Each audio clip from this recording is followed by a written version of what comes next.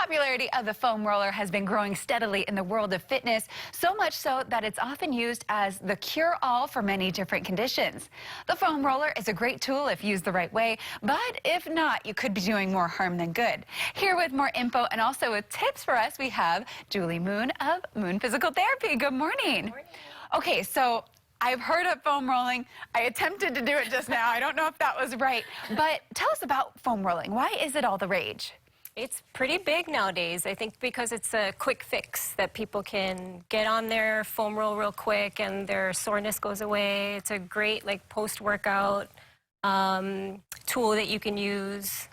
Yeah, it's just, I think it's a quick thing that people can do to feel better.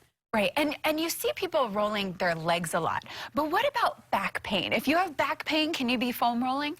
So it all depends on where your pain is, because there's a significant difference between rolling the thoracic spine versus the lumbar spine. If you're rolling your low back or your lumbar spine, stop. Okay. Yeah, not a good thing, and I'm going to show you why with my little friend. Hello, friend. So there's 3 sections of the spine. So you've got the cervical vertebra, and it's made up of 7.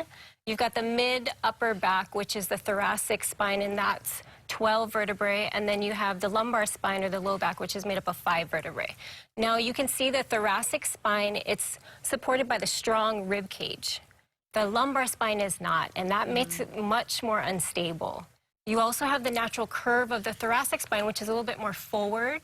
And that's evident with people like, you know how they have poor posture and their shoulders are rounded? Right. So people often lack that extension or bending backward in that part of the spine. So by foam rolling this area, and between the shoulder blades, you're actually able to improve mobility in the thoracic spine and improve posture. But, you know, foam rolling the low back, because the natural curve is backward, sticking a foam roll back there is going to put that spine into more of an extended position. Could damage some areas. If you already have back pain, it could make it worse. Okay. The size of the foam roll, too, is important because it's not going to get into the little deep muscles of the low back. So using something else like a tennis ball, massage ball would be better for the low back. Interesting. Okay, good to know.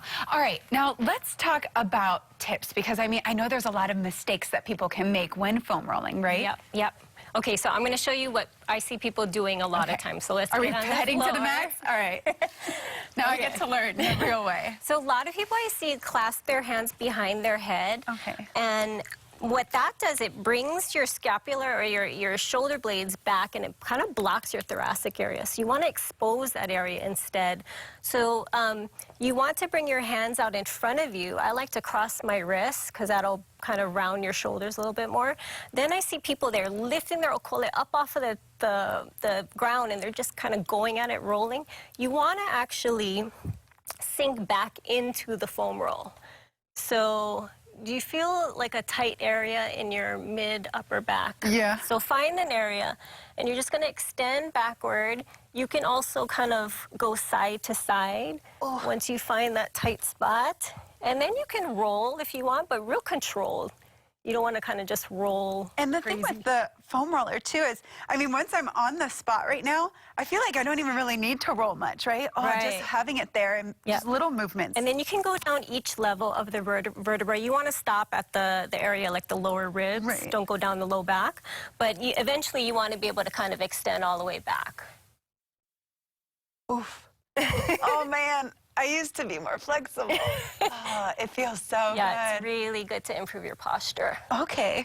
And what else is this good for? I mean, of course, improving posture, but I mean, people that lift a lot, I see them doing these too. Yeah, well, and when you do the thoracic spine, it can also improve your range of motion in your shoulder. So if you have difficulty reaching over your head, you need that extra few degrees of thoracic extension. So you really want to foam roll because that'll help reaching.